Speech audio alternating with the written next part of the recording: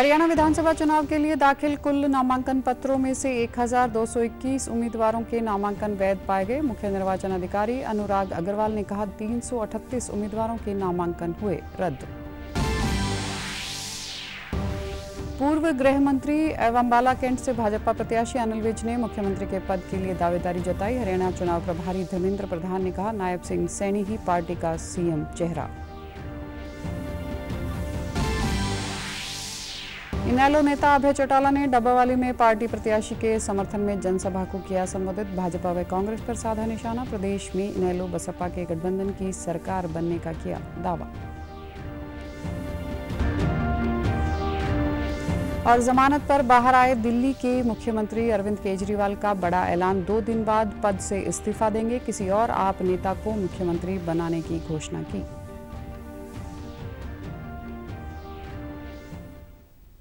नमस्कार, मैं हूं आरजू। अब समाचार विस्तार से।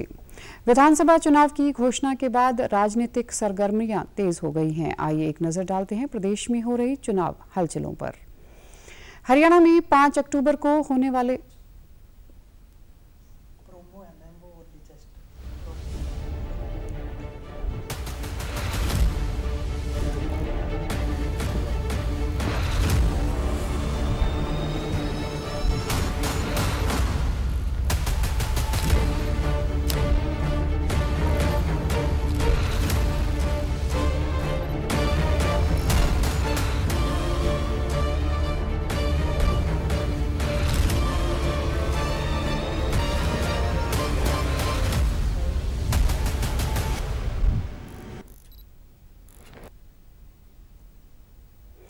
हरियाणा में 5 अक्टूबर को होने वाले विधानसभा चुनाव के लिए 1559 उम्मीदवारों द्वारा दाखिल 1746 नामांकन पत्रों में से 1221 उम्मीदवारों के नामांकन वैध पाए गए। 338 उम्मीदवारों की उम्मीदवारी रद्द कर दी गई। मुख्य निर्वाचन अधिकारी पंकज अग्रवाल ने बताया कि पंचकुला में 22 उम्मीदवारों की उम्मीदवारी वैध पाई गई। अम्बाला में 43, यमुनानगर में 45, कुरुक्षेत्र में 58, कैथल में 68, करनाल में 65 प्रत्याशियों की उम्मीदवारी वैध पाई गई। इसी प्रकार पानीपत जिले में 42 उम्मीदवारों की उम्मीदवारी वैध पाई गई। सोनीपत में 72, जींद में 85, फतेहाबाद में 46, सिरसा में 66, हिसार में 112, भिवानी में 69 और चरखी दादरी में 36 उम्मीदवारों की उम्मीदवारी वैध पाई गई। रोहतक में 60, झज्जर में 51, महेंद्रगढ़ में 46, रेवाड़ी में 42, गुरुग्राम में 62, नूंह में 23, पलवल में 52 तथा फरीदाबाद में 56 उम्मीदवारों के नामांकन वैध पाए गए। मुख्य निर्वाचन अधिकारी ने बताया कि उम्मीदवार 16 सितंबर तक अपना नामांकन वापस ले सकते हैं। इसके बाद सभी 90 विधानसभा क्षेत्रों के लिए चुनाव लड़ने वाले उम्मीदवारों की अंतिम सूची प्रकाशित की जाएगी तथा उसी दिन संबंधित रिटर्निंग अधिकारियों द्वारा चुनाव चिन्ह आवंटित किए जाएंगे। मतदान 5 अक्टूबर को सुबह 7 बजे से सायं 6 बजे तक निर्धारित है। भाजपा के वरिष्ठ नेता पूर्व गृह मंत्री अनिल ने आज एक प्रेस वार्ता करते हुए मुख्यमंत्री पद के लिए अपना दावा पेश किया है। उन्होंने कहा कि मैं अपनी वरिष्ठता के आधार पर हाईकमान के सामने सीएम बनने का दावा पेश करूंगा। पार्टी बनाती है या नहीं, यह उनका फैसला है। उन्होंने बताया कि प्रदेश के विभिन्न क्षेत्रों से आ रहे लोग कह रहे हैं कि आप वरिष्ठ हो, सीएम क्यों नहीं बने। मैंने जन भावनाओं का सम्मान करते हुए यह फैसला लिया है। उन्होंने कहा कि अगर मुझे मुख्यमंत्री बनाया गया तो मैं हरियाणा की तकदीर और तस्वीर दोनों को बदल दूंगा। इस दौरान अनिल विज ने अपने कार्यकाल में करवाए विकास कार्यों को भी गिनवाया। आज तक मैंने पार्टी से कुछ नहीं मांगा, लेकिन इस बार अपनी सीनियरिटी के दम पर मैं मुख्यमंत्री पद का दावा करता हूं। मेरे पास सारे हरियाणा से लोग आ रहे हैं और मेरे अम्बाला के लोग भी, मैं जहां जहां गया हूं, मुझे कह रहे हैं कि आप सीनियर पोस्ट हो, आप सीएम क्यों नहीं बने। तो लोगों की मांग पर इस बार अपनी सीनियरिटी के दम पर मैं मुख्यमंत्री बनने का दावा पेश करूंगा। सरकार बनाती है, पार्टी बनाती है या नहीं बनाती, परंतु अगर बना दिया मुझे मुख्यमंत्री इस प्रदेश का, मैं हरियाणा की तकदीर बदल दूंगा, मैं हरियाणा की तस्वीर बदल दूंगा। केंद्रीय मंत्री व हरियाणा चुनाव प्रभारी धर्मेंद्र प्रधान ने आज करनाल में कार्यकर्ताओं के साथ बैठक की। उन्होंने कार्यकर्ताओं को जीत का मंत्र देते हुए घर घर संपर्क करने के निर्देश दिए। इस दौरान पत्रकारों से बातचीत में उन्होंने कहा कि भाजपा हरियाणा में इस बार सरकार बनाकर हैट्रिक लगाने जा रही है। प्रधानमंत्री नरेंद्र मोदी सहित पार्टी के वरिष्ठ नेता हरियाणा के विभिन्न क्षेत्रों में दौरा कर जनता से वोट की अपील करेंगे। हम नायब सैनी के नेतृत्व में चुनाव लड़ रहे हैं। प्रदेश में बिना पर्ची व खर्ची के युवाओं को जो नौकरियां दी हैं वह एक नारा नहीं संस्कृति बन चुकी है। अनिल विज द्वारा मुख्यमंत्री के पद पर दावेदारी के सवाल पर धर्मेंद्र प्रधान ने कहा कि एक कार्यकर्ता के नाते शायद उन्होंने ऐसा कहा होगा, लेकिन भाजपा में नायब सिंह सैनी ही प्रदेश में मुख्यमंत्री का चेहरा हैं। श्री नायब सिंह सैनी जी के नेतृत्व में चुनाव लड़ रहे हैं। भारतीय जनता पार्टी तीसरी बार हैट्रिक लगाएगी। मैं हरियाणा में पिछले 2 महीने में विभिन्न इलाका में घूम रहा हूं। भारतीय जनता पार्टी सरकार की गई कामों के आधार पे लोगों ने तीसरी बार देश में प्रधानमंत्री जी को आशीर्वाद किया है। प्रदेश में युवाओं की आकांक्षा को भ्रष्टाचार रहित करने के लिए बिना खर्ची बिना पर्ची, ये सिर्फ स्लोगान नहीं रहा है, ये एक संस्कृति बन चुकी है। ये भारतीय जनता पार्टी की सरकार को श्रेय जाती है।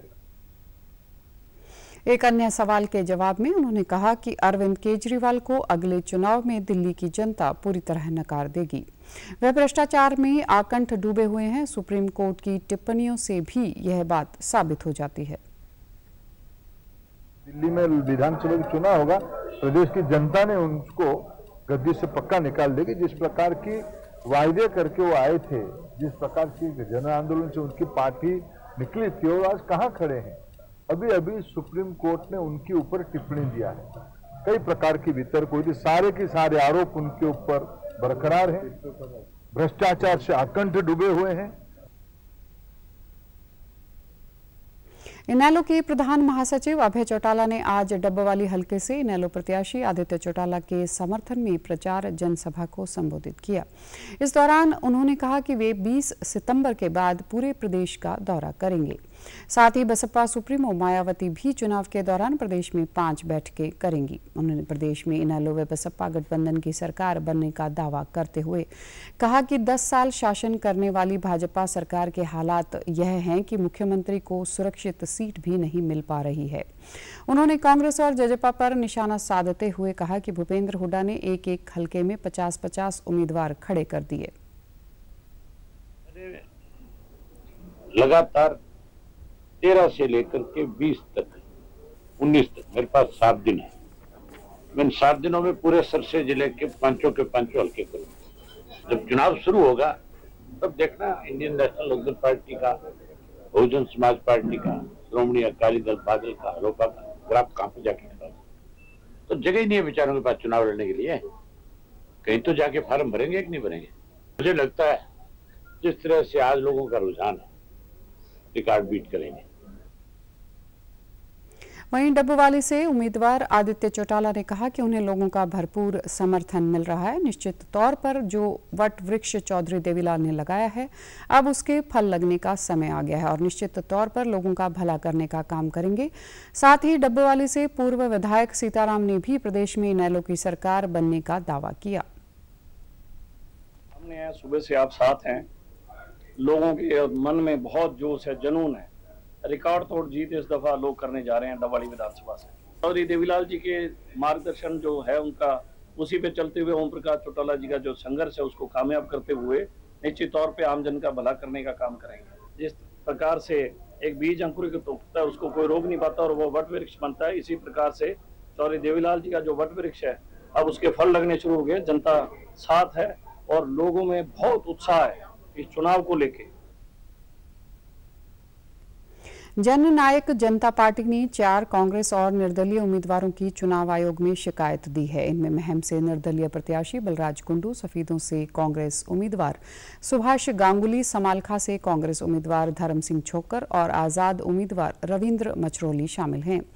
जजेपा ने उन उम्मीदवारों पर समाज सेवा के बहाने आचार संहिता का उल्लंघन का आरोप लगाया है। आयोग को दी शिकायत में जजेपा ने कहा कि ये उम्मीदवार मतदाताओं को फ्री बस सेवा का लालच देकर चुनाव प्रभावित कर रहे हैं।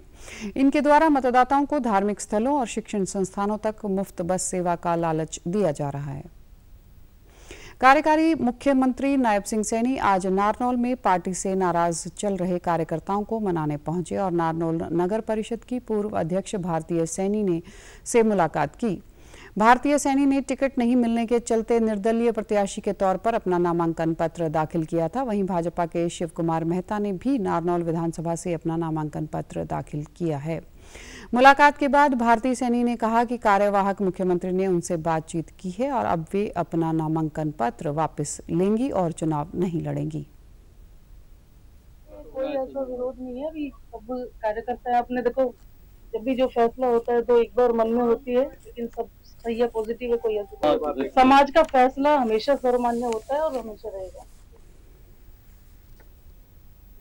जमानत पर जेल से बाहर आए दिल्ली के मुख्यमंत्री अरविंद केजरीवाल ने आज नई दिल्ली में पार्टी मुख्यालय में आयोजित एक कार्यक्रम में मुख्यमंत्री के पद से आगामी 2 दिन में इस्तीफा देने का बड़ा ऐलान किया।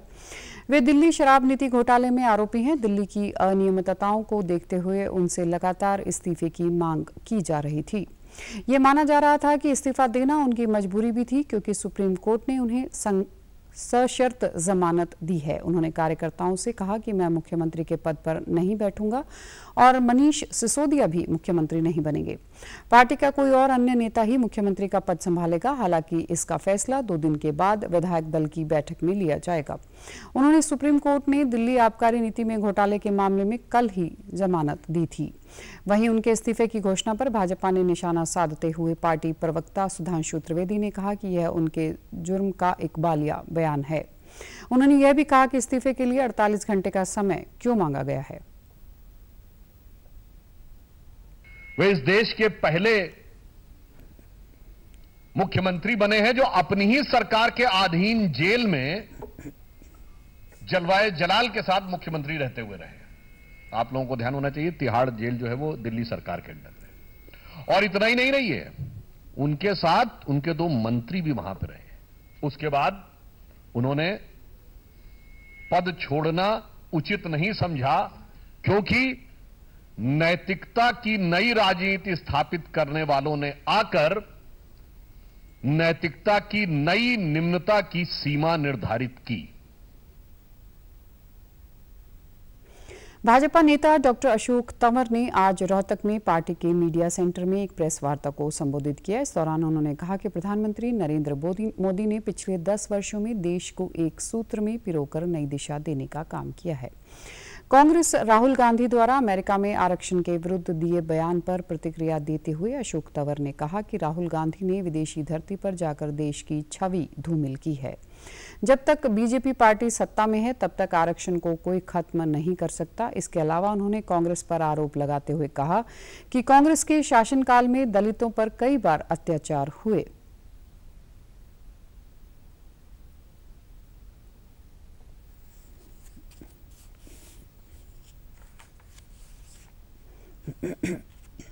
तो लोकसभा में विपक्ष के नेता हैं आदरणीय राहुल गांधी जी, वो अमेरिका गए हुए थे और अमेरिका में जाकर के जो बात उन्होंने कही वो आप सबने भी सुनी होगी। उन्होंने कहा कि हम जो है we will be thinking of scrapping reservation when India is a fair place. और इम्प्लाइड ये था कि right now India is not a fair place. तो सबसे पहले तो इंडिया की छवि धूमिल करने का काम किया कि भाई हम एक फेयर प्लेस नहीं है। हम तो चाहे नरेंद्र मोदी जी हो, नायब सैनी जी हो, हम सब लोग जो कार्यकर्ता हैं वो ये मानते हैं कि जब तक भारतीय जनता पार्टी है तब तक रिजर्वेशन और बेहतर कैसे लागू हो, इस पे तो विचार हो सकता है।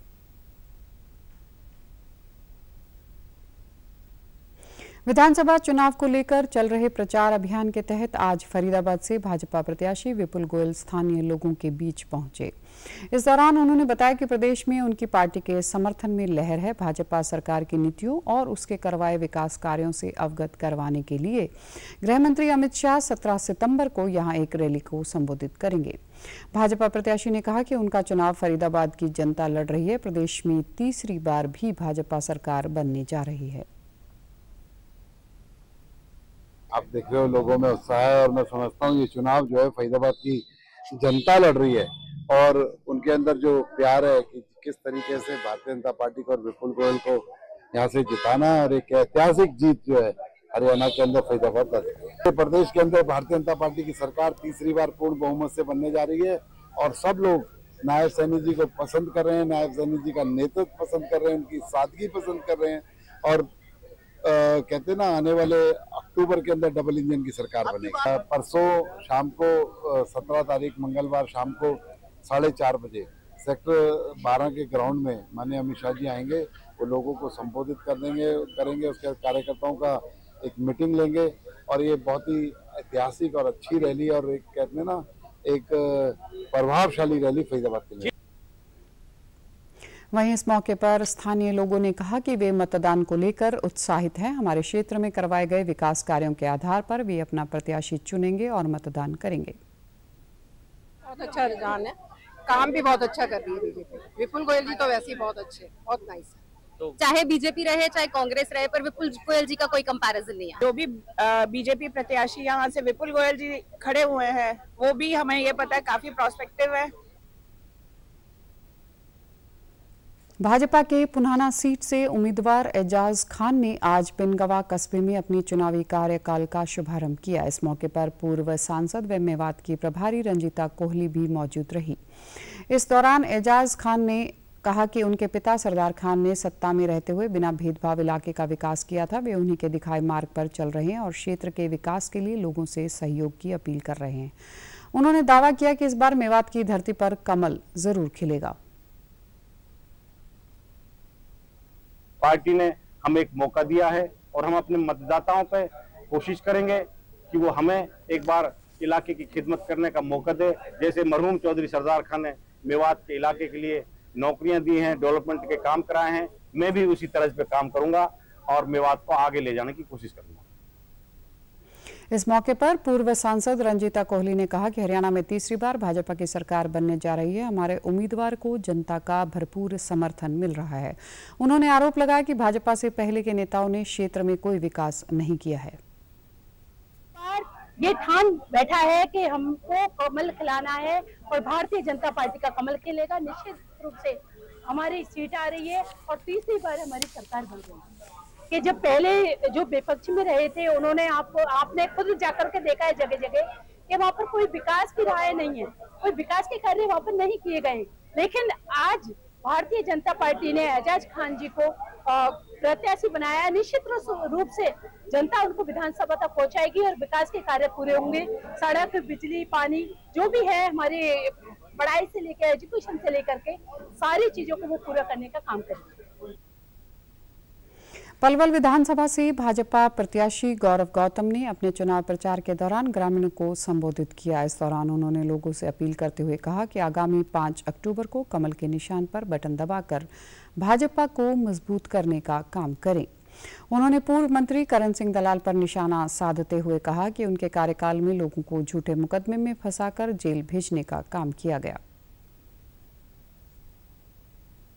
शानदार, बहुत प्यार और आशीर्वाद एक बच्चे को जैसे अपने परिवार में मिलता है, ऐसा आशीर्वाद मुझे इस बैसलात की धरती से हो रहा है।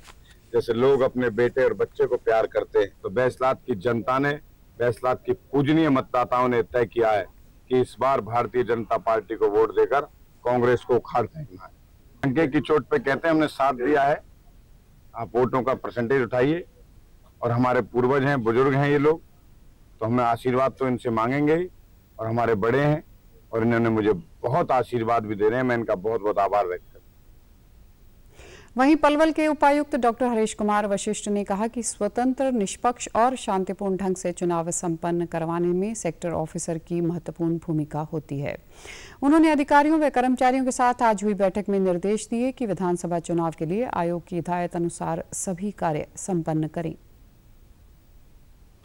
सभी बूथ को विजिट करेंगे और हमें एक सर्टिफिकेट देंगे कि अश्योर्ड मिनिमम फैसिलिटीज जो बूथ पे होनी चाहिए वो सारी अवेलेबल हैं। कई बार इशू ये भी आता है कि लास्ट टाइम कोई एक दो जगह ऐसा हुआ कि बूथ किसी कारण से खत्म हो गया, डिस्ट्रॉय कर दिया बिल्डिंग को, तो बड़ा एक मुश्किल सिचुएशन हमारे लिए पैदा हो जाती है, उसका कोई सोल्यूशन नहीं होता है। तो आप ये सुनिश्चित करें कि आपके जो बूथ हैं वो सारे इंटैक्ट हैं। भारत का सार्वजनिक प्रसारण सेवा केंद्र दूरदर्शन अपनी स्थापना के 65 साल पूरे कर चुका है। अपने स्थापना दिवस के मौके पर दूरदर्शन की ओर से कई मनोरंजक कार्यक्रम प्रस्तुत किए जाएंगे। 15 सितंबर 1959 को शुरू हुआ दूरदर्शन दशकों से लोगों का मनोरंजन करता आ रहा है। दूरदर्शन आज दुनिया के सबसे बड़े टेलीविजन नेटवर्क में से एक है। भारत में टेलीविजन के इतिहास की कहानी भी दूरदर्शन से ही शुरू होती है। देश की कई पीढ़ियां दूरदर्शन देखकर बड़ी हुई हैं। जहां तक समाचारों की विश्वसनीयता, लोक प्रसारक की भूमिका और मनोरंजन के माध्यम की बात है तो दूरदर्शन का कोई मुकाबला नहीं है। रामायण, महाभारत, चित्रहार, रंगोली, हम लोग, बुनियाद, कृषि दर्शन, चंद्रकांता और उड़ान जैसे पुराने दौर के कार्यक्रमों से लेकर आज के समय में राष्ट्रीय और अंतर्राष्ट्रीय घटनाओं की हाईटेक कवरेज की बात हो, दूरदर्शन सभी आयु वर्गों के लोगों का पसंदीदा प्रसारण माध्यम बना हुआ है। दूरदर्शन अब अपनी जवानी पर है और दूरदर्शन हम बचपन से हमें याद है जब हम लोग टीवी देखना शुरू किए थे, तब से दूरदर्शन ही सबके मस्तिष्क पे है। और दूरदर्शन की जो अब की यात्रा है उसमें जो पुराने यादें हैं, पुरानी यात्राएं हैं, उनको भी सामने लाकर और दूरदर्शन को अपने पुराने ग्लोरी में हमको लाना है। उचाना में आज किसान संगठनों ने किसान मजदूर महापंचायत बुलाई। गैर राजनीतिक संयुक्त किसान मोर्चा के नेता अभिमन्यु कहाड़ ने महापंचायत की अध्यक्षता की।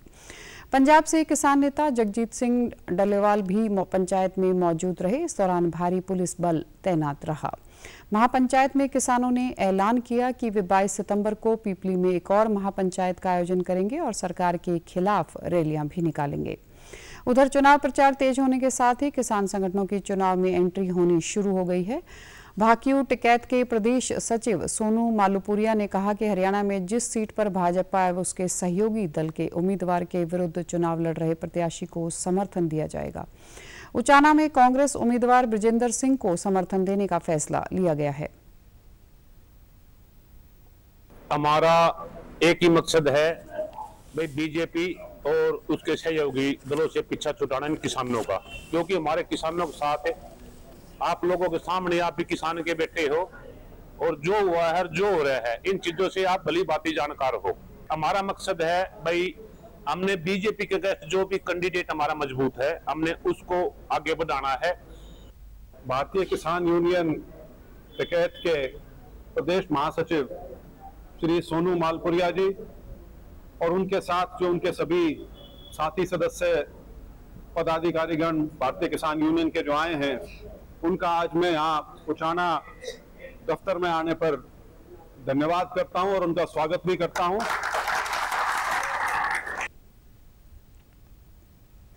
आम आदमी पार्टी के प्रदेश अध्यक्ष डॉक्टर सुशील गुप्ता ने कल करनाल में चुनाव अभियान की समीक्षा की।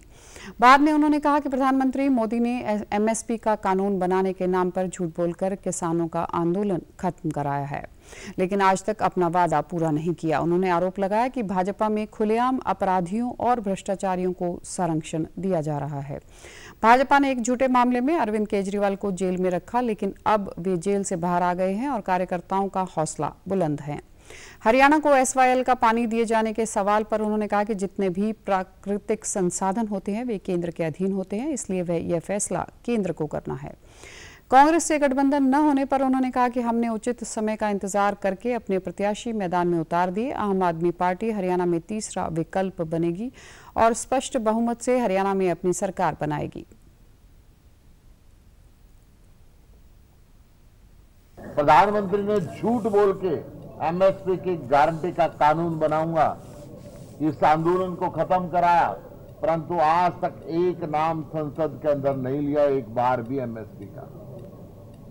आप समझिए किस तरीके से इनकी पार्टी के अंदर खुलेआम अपराधी और भ्रष्टाचारियों को संरक्षण दिया जा रहा है। ये सब के सामने जग जाहिर है। अरविंद केजरीवाल जी को जेल से लेने के लिए मैं कल गया था, कल उनके घर पे भी मैं उनसे मिला, परंतु कल जश्न का माहौल था।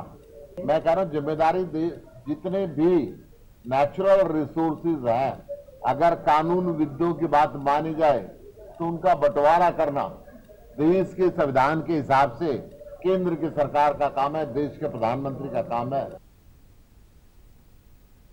विधानसभा चुनाव को लेकर चुनावी ड्यूटी में लगे अधिकारियों और कर्मचारियों को ईवीएम और मतदान प्रक्रिया के बारे में जागरूक करने के लिए कल कैथल में एक प्रशिक्षण कार्यक्रम का आयोजन किया गया। इस दौरान सभी अधिकारियों व कर्मचारियों को चुनाव प्रक्रिया संबंधित हिदायतें भी जारी की गई। इस मौके पर उपस्थित डीसी डॉक्टर विवेक भारती ने कहा कि सभी अधिकारी व कर्मचारी प्रशिक्षण को गंभीरता से लें। चुनाव कार्य में किसी भी प्रकार की लापरवाही बर्दाश्त नहीं की जाएगी। उन्होंने मीडिया से बातचीत में कहा कि कैथल में चुनाव पारदर्शी और निष्पक्ष ढंग से करवाने के लिए जिला प्रशासन द्वारा व्यापक प्रबंध किए गए हैं। जिला कैथल में ट्रेनिंग का अच्छा इंतजाम हमने प्रॉपरली प्लान किया हुआ है। आज फर्स्ट रैंडमाइजेशन के बाद जितने भी प्रेजाइडिंग और अल्टरनेट प्रेजाइडिंग ऑफिसर्स हैं उनकी ट्रेनिंग करवाई जा रही है। इससे पहले हम 10 से 12 दिन के बीच में हमने छोटे छोटे बैचेज में पूरे स्टाफ की जो भी इलेक्शन में लगना है उनकी ट्रेनिंग हम करवा चुके हैं और आज हमने ये 5 बैच में इस पूरे जितने भी प्रेजाइडिंग और अल्टरनेट प्रेजाइडिंग ऑफिसर्स हैं उनकी ट्रेनिंग प्लान की है। हमारा यही इंटेंशन है कि हम बिल्कुल फ्री, फेयर और स्मूथ इलेक्शन करवाएं, इसलिए हम हर बारीकी का ध्यान रख रहे हैं और ट्रेनिंग में भी जो हमारा स्टाफ है उसको सेंसिटाइज कर रहे हैं कि हर छोटी से छोटी बात वो ध्यान रखें। जब पोलिंग हो या उससे पहले दिन वाला या सीलिंग है वो हर एक, या ईवीएम का मैनेजमेंट है वो सब एक एक चीज वो ध्यान रखें। कार्यक्रम में उपस्थित चुनाव अधिकारियों व कर्मचारियों ने कहा कि चुनाव प्रजातंत्र का एक त्योहार है। हम चुनाव आयोग की हिदायतों का पालन करते हुए पूरी निष्ठा और ईमानदारी से अपना कर्तव्य निभाते हुए पारदर्शी चुनाव करवाएंगे। मास्टर ट्रेनरों द्वारा उन्हें बैलेट यूनिट, कंट्रोल यूनिट तथा वीवीपैट के बारे में जानकारी दी गई और अल्टरनेट प्रिजाइडिंग ऑफिसर को ट्रेनिंग के लिए बुलाया गया है और उसकी पूरा प्रोसेस जो है आज वो बड़ी अच्छी तरह से हमें समझाया गया है ताकि किसी प्रकार की कोई दिक्कत ना हो। मैं स्पष्ट तौर पे कहना चाहूँगा, जो साथी बिल्कुल ध्यान से सभी बातें सुन रहे हैं, कोई भी दिक्कत नहीं आएगी और ये महान पर्व है। हमारे देश का लोकतंत्र बहुत बड़ा लोकतंत्र है और यहाँ पे जो साथी ध्यान से बातें सुन रहे हैं उनके सामने 4 और 5 तारीख को कोई भी दिक्कत नहीं आने वाली है। पूरी इलेक्शन प्रोसेस सभी पोलिंग पार्टीज को समझाना, सभी सेक्टर ऑफिसर, जोनल मैजिस्ट्रेट को समझाना, ये हमारी ड्यूटी है ताकि सभी लोग इलेक्शन प्रोसेस के थ्रू अक्वाइंट हो सके। हरियाणा के सभी 22 जिलों और 34 उपमंडलों में कल जिला विधिक सेवा प्राधिकरणों के माध्यम से वाद पूर्व प्रकरण और लंबित दोनों न्यायिक मामलों के लिए 167 पीठों का गठन करके राष्ट्रीय लोक अदालत आयोजित की गई। इन लोक अदालतों में वैवाहिक मोटर दुर्घटना दावे, बैंक उगाही, चेक बाउंस, वाहन चालान, समझौता योग्य आपराधिक मामलों सहित विभिन्न श्रेणियों के मामलों की विस्तार से सुनवाई की गई। लोक अदालतों में वैकल्पिक विवाद समाधान केंद्रों में काम करने वाली स्थायी लोक अदालतों के 4.5 लाख से अधिक मामले भी शामिल हैं। इनको भी आपसी सहमति के माध्यम से निपटाने के लिए लोक अदालतों पीठों को भेजा गया। राष्ट्रीय लोक अदालतों का मुख्य उद्देश्य वादकारियों के विवादों को बिना किसी देरी के सौहार्दपूर्ण ढंग से निपटाने के लिए एक मंच प्रदान करना है। लोक अदालत का फैसला अंतिम होता है और लोक अदालत में आपसी समझौते होने पर न्याय शुल्क वापस करने का प्रावधान है। जिला सत्र न्यायाधीश तथा सदस्य सचिव सूर्य प्रताप सिंह, हरियाणा राज्य विधिक सेवा प्राधिकरण ने बताया कि आज की राष्ट्रीय लोक अदालत में प्री लोक अदालत की बैठकों सहित वाद पूर्व और अदालत में लंबित दोनों प्रकार के लगभग 4 लाख मामलों का निपटारा किया गया।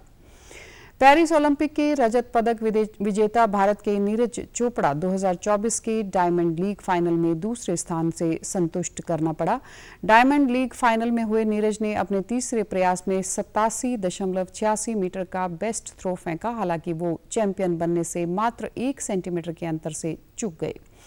ग्रेनेडा के एंडरसन पीटर्स पहले स्थान पर रहे। पिछले साल 2023 के डायमंड लीग में भी नीरज दूसरे स्थान पर रहे थे। समाचारों में आज इतना ही। नमस्कार।